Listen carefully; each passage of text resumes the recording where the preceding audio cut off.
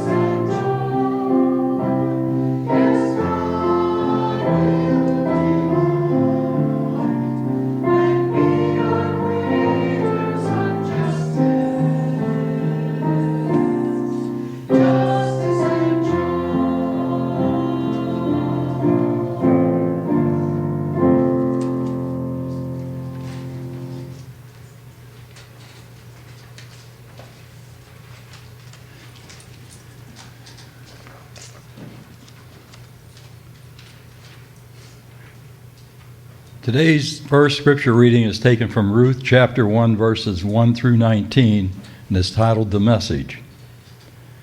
Once upon a time, it was back in the days when judges led Israel, there was a famine in the land. A man from Bethlehem left home to live in the country of Moab, he and his wife and his 2 sons. The man's name was Elimelech, and his wife's name was Naomi. His sons were named Mahlon and Chilion, all Euphrates from Bethlehem in Judah. They all went to the country of Moab and settled there. Elimelech died, and Naomi was left, she and her 2 sons. The sons took Moabite wives. The names of the first was Orpah, and the second Ruth.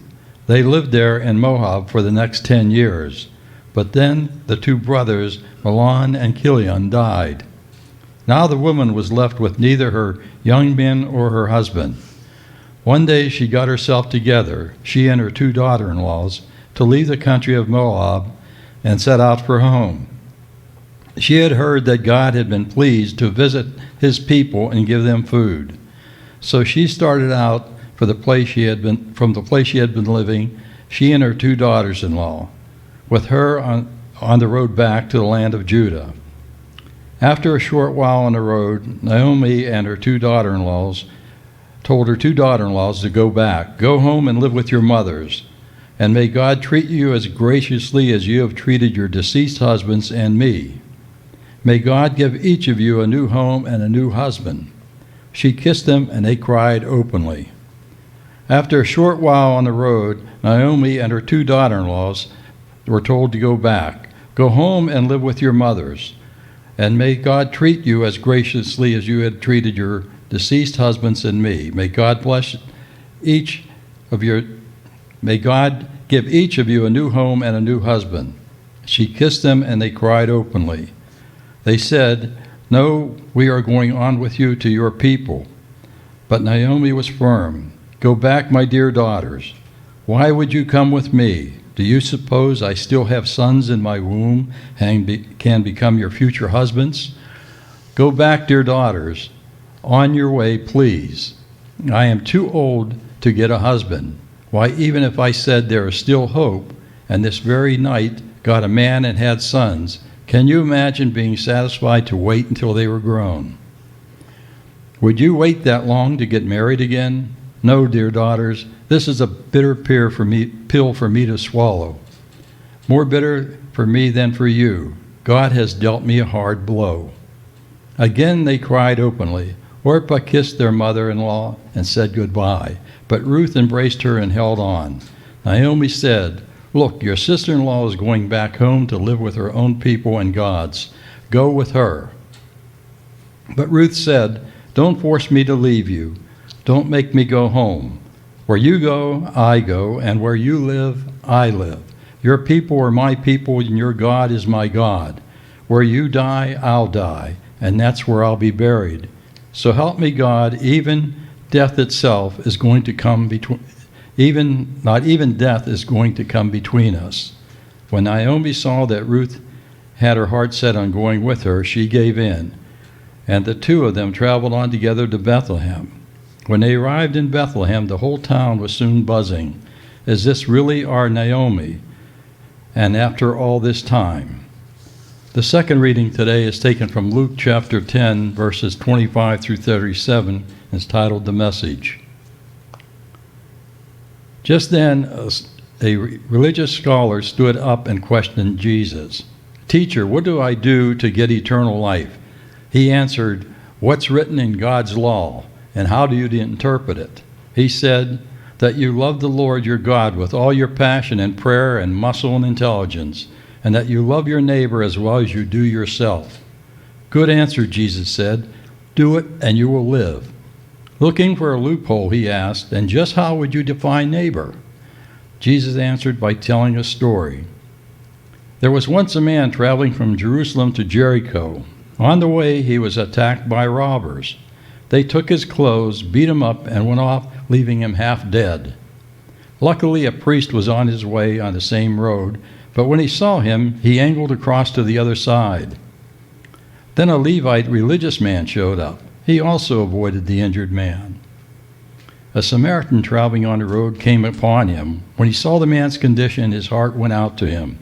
He gave him first aid, disinfecting and bandaging his wounds. Then he lifted onto his donkey, led him onto an inn, and made him comfortable. In the morning he took out 2 silver coins and gave them to the innkeeper, saying, Take good care of him. If it costs more, put it on my bill, and I'll pay you on my way back. What do you think? Which of the 3 became a neighbor of the man attacked by the robbers? The one who treated him kindly, the religious scholar responded. Jesus said, Go and do the same.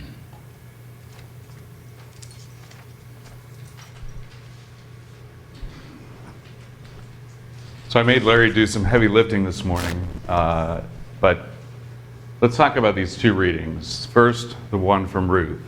Why do you think I selected this hymn? It could be a hymn. Sing it, Larry. This reading. You don't want that. You don't want that. Yeah, I don't want him singing. So the story is Ruth and her daughters-in-law, and they're traveling, and one of her daughters-in-law refuses to leave Ruth's side and continues on with her, right? It's the gist of the story. Why does she do that? Yeah, She's family. She's not leaving her family. Doesn't it say something about the depths of love, too? That, no, I don't need to go back with them. I'm staying with you. I love you. I'll be with you all of my days, no matter what. It's a beautiful notion, I think. It was also an act of faith because a woman alone was very in a perilous position. Yeah? You know, they couldn't own property, they didn't have money, so to stick, like all the stuff about sons, you know, they needed someone Yes. to care for them. So to go off two women with no protection or income. Protection means anything. Was quite a radical thing. It was a radical thing, I would think, too, especially in that time, just the safety, not even the physical safety, but it was almost, it was wrong to travel without a man, I would imagine, during these times, right? Because of traditional household. It was not a traditional household, that's for sure. So what else, anything else you take from Ruth? Bob? I think for me, it's the expression, your family, you don't always grow up in your family. Mm-hmm. Family can be a lot of different things. They don't really, Ruth's family, her family isn't talked about at all. But what I appreciate is people who can actually overcome a lot of the stuff that they've learned in their birth family. So to me, it's like your brain has got to be engaged or something. Yeah, and think of how many of us, for whatever reasons, you've built a true family that was not the one you were born into. You'll always have your biological family, but you might have a different family now. And I think too, back in the years and years ago when I was a crisis counselor on the Trevor Project, which is for LGBTQ teens and college age individuals who are struggling with things or struggling with their family, and the number of them who were fearing being kicked out of their own homes by their mom and dad. That's a real life thing that happens. So they no longer have that family, and they create one that is truly loving for them. But that's not just an LGBT thing. It happens to a lot of people, where you have those people in your life who you love like a brother, sister, mother, father, grandfather, grandmother, you know what I mean. What about the story from Luke? What's the key piece of that? The person that helps people, not the person who goes around them and picks up for them. Be the person who helps people, not the person who goes around them and leaves them for dead. Hannah. It's also a story of a different kind of love because it cost the Samaritan time, money, and it was a dangerous part of the road. I mean, there's a reason that guy was beat up and on the side of the road. So for him to stay on the side of the road, to get him on the donkey, Right. was a sacrifice of love in and of itself. Right. Thanks, Hannah. What about the question to Jesus, which the Message translation calls it, he's looking for a loophole. What did he ask? Yeah, how do you define what neighbor is? And what does Jesus say?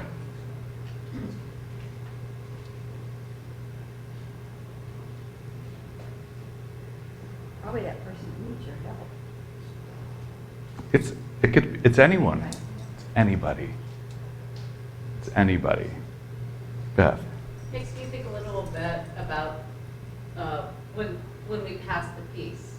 You know, when I was growing up, and I think in a lot of churches, you know, there's like a force where you pass the peace with the person in front of you, the person behind you, the person on each side. You never really leave your zone. You don't leave your And zone, the no. reason I know we don't pass the peace here more often is because we have a hard time getting control afterwards. Because we hug and say hello to everybody. You know, there was someone, you know, within 2 feet of the driveway on the street. They probably get sucked into the vortex of passing the peace. It was never like herding sheep to get you back into your pews when we did that. But you're right. Everybody wanted to provide that peace and love to everyone, not just Jane, Linda, and I, and then I can quietly stand back up here again, right? There's something to that. There's something about extending a hand of welcome and love to someone, whether you even know them or not. Whether you know them or not. Whether they look like you, act like you, love like you, on and on. So this week, obviously, we're celebrating something. For those of you who are newer here, this isn't how things always look. But what are we celebrating? Pride. Yeah.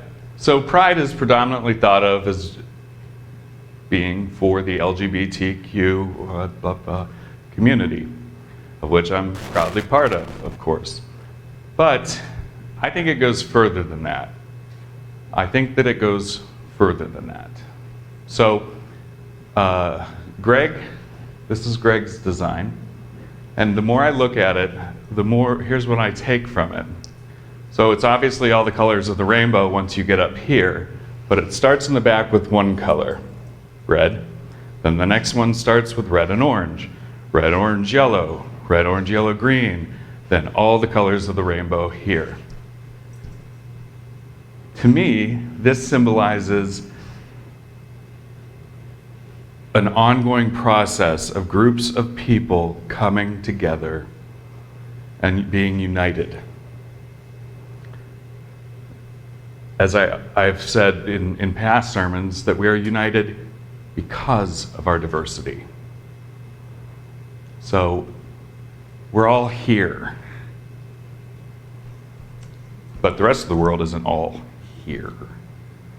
So there are a couple things I'd like to say about that. So one, so I always get anxious when we post something, that could be controversial on Facebook, because you never know what type of ignorance might come out of that, right? So I posted just a picture of our sign out there with the two flags last night and hope for the best. And as of this morning, we have about 255 likes or reactions to that photo just on Facebook.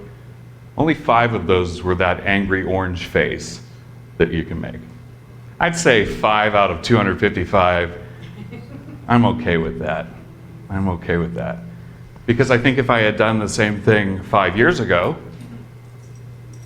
we might have more angry little faces, right? And we only had one goofy comment that I quickly got rid of, because you don't get to bring hate into our space. And our space on Facebook is our space. So why do you think we've come to this point where people like Greg and I can go out to dinner and nobody thinks anything of it? You have LGBTQ couples marrying. What do you think's happened, Kent? For me, it looks like to me, in the bigger picture, you've got light that came in and illuminated the darkness where the fear and the hate, where you were boogeymen and boogie women and all that kind of stuff. That's right. It's a good description of me. Yeah. We struggled for it. We didn't let anyone push us down and keep us down. We died for it. We still do. We're fighting for it every day. We don't stop. And that's why we can still do this. That is right. This Pride marks the 50th anniversary of what? Stonewall. Anyone not know what Stonewall is? Good review quick. Yes. So 50 years ago at a New York City bar called Stonewall, it was a gay bar, because you had to have gay bars for gay folks to go and hide and be among people that they could feel free with and feel safe with.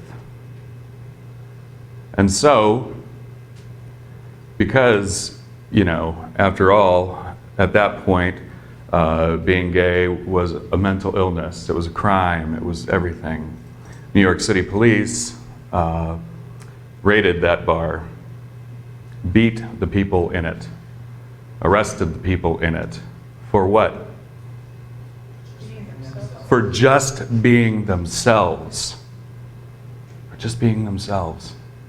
They were just trying to go out at night and just be themselves with people like them.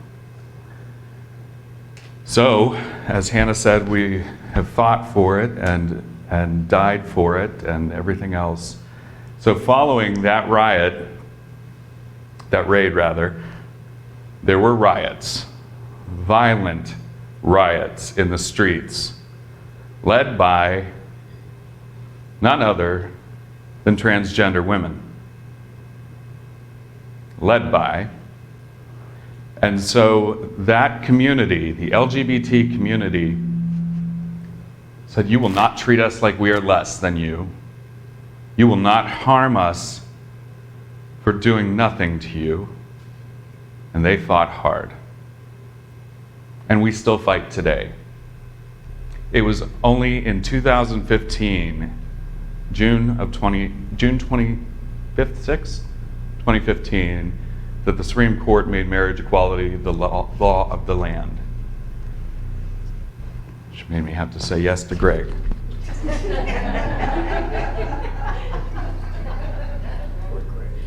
Poor Greg is right. Terry. I haven't said anything yet, but last week I got to talk with some folks, and that's the reason I'm here.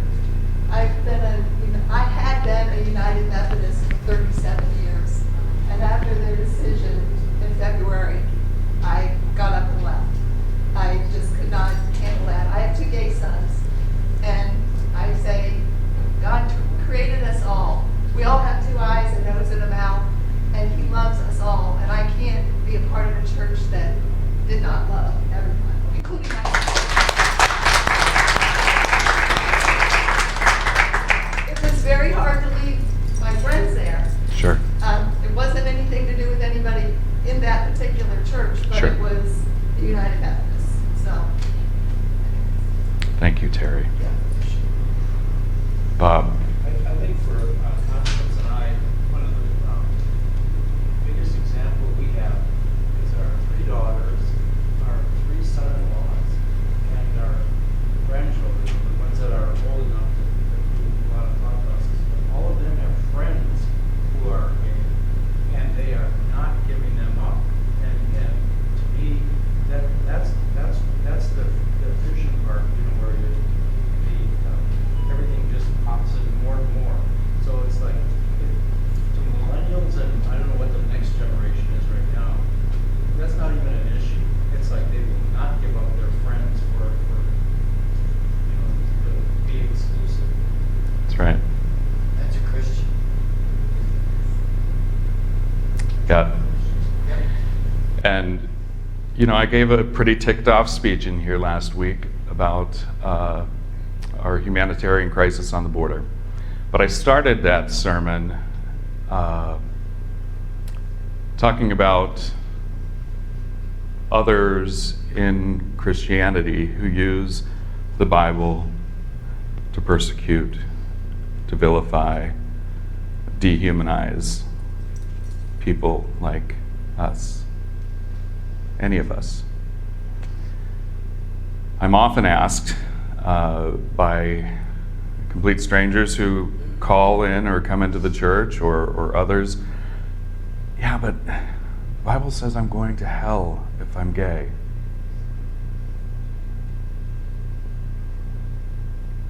And it doesn't, obviously, Denny. Not that Bible. I'm pretty sure it was men. And a homophobic man on top of that. Yeah. That's what I try and remind them. So the Bible is written by men many, many, many eons ago. You figure Jesus was 2,000 some years ago. The Old Testament was much older than that, right? So if Christianity is to be inspired by Christ, there's nothing really Christ isn't saying anything in the Old Testament. Christ didn't come yet. The verses, there are like 8 in the Bible that are called clobber verses. And they don't say that being gay is wrong. They don't say anything about that. You know, the one they bring up the most is Sodom and Gomorrah, right? That's about a rape. So I remind folks that it was written by men. It was written in Hebrew, Greek, and Aramaic, and has been translated over and over and over again by word of mouth first before they even started writing things down. How much do you think was accurate? So then you take those translations and you have church folk who interpret them however they want. Who I listen to are theologians and biblical scholars from Oxford, Yale, Harvard, wherever I can find them, who have taken each of these books, each passage, each word, back to the original text that they can find. And they work on it, and they translate, and teach us that so much of what we read and feel bad about ourselves for because we interpret it incorrectly is incorrect. So, we follow Christ's teachings. If Christ says your neighbor is everyone, then your neighbor is everyone, right? It could be that simple if we make it that way. It could be that simple if we came out of our own minds and just took a step back, took a beat, and said, that person is no different than me. Jane. Can I expand diversity beyond LGBT Please. community, which you know I strongly support? I'm wearing what I am today because I want to honor the deaf community. A lot of people do not realize the people who are deaf have their own culture, they have their own mannerisms. There's a large church in Green with many, many deaf people. They have their own clubs. They have their own culture. But that developed for just what you were talking about. Many deaf are accused of abandoning their families.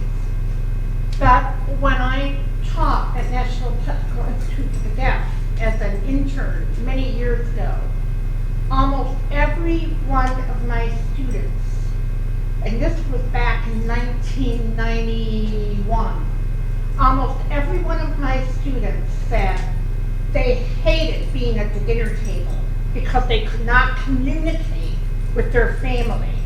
And they went off and watched television, which, by the way, didn't have captioning back then. And it was the communication that barred them still today from their families. Less than 10% of the parents learn sign language to communicate with their children. I don't know how much better that is today. I don't think it is. I still have deaf friends that say, I spend holidays with my family, but my real family is the other deaf people. And it's all communication. So it may be a little better because we now have captioning. They can text each other. They often text if you go into a store and they need something at Bed Bath & Beyond, they'll text what they need and hand it to the person that is helping them. But there's still that feeling of belonging. And I don't think people understand some of the loneliness and what happens with that community. And through what they taught me, I feel like I've become much more open to other communities. We are biased against African Americans, against people with disabilities, LGBT. I could just go on and on and on. But I have high hopes for the Hannahs of the world. I think the younger kids, not kids, I'm sorry, the younger people are much more open to many of these people. Being deaf or being gay isn't even an issue. It's like, well, I went to school, and remember when most of us were in schools, you had special ed here and the rest of the people here. We never mingled with people with disabilities. Well, that has certainly changed.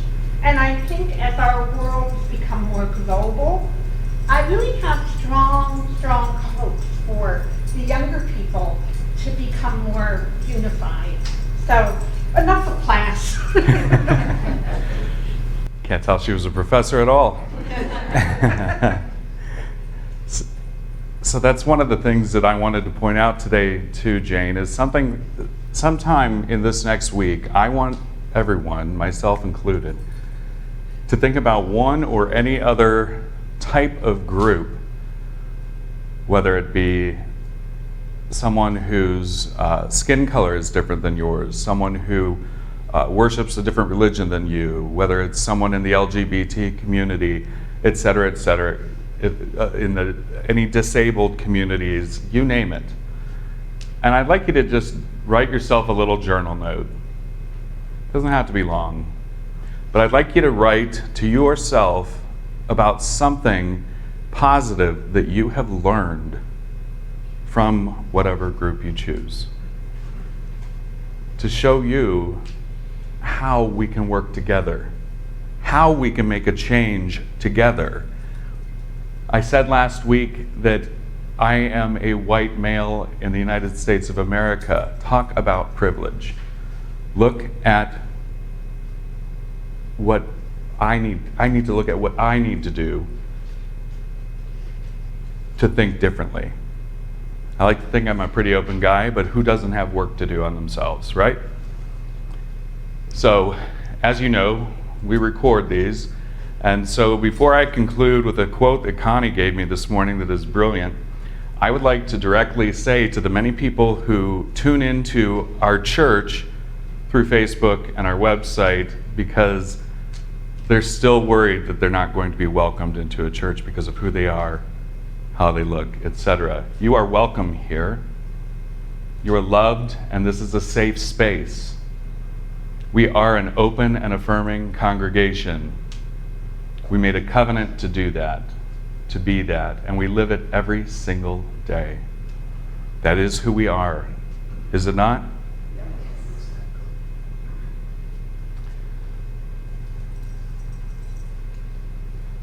So, let's head out into the world and make a difference.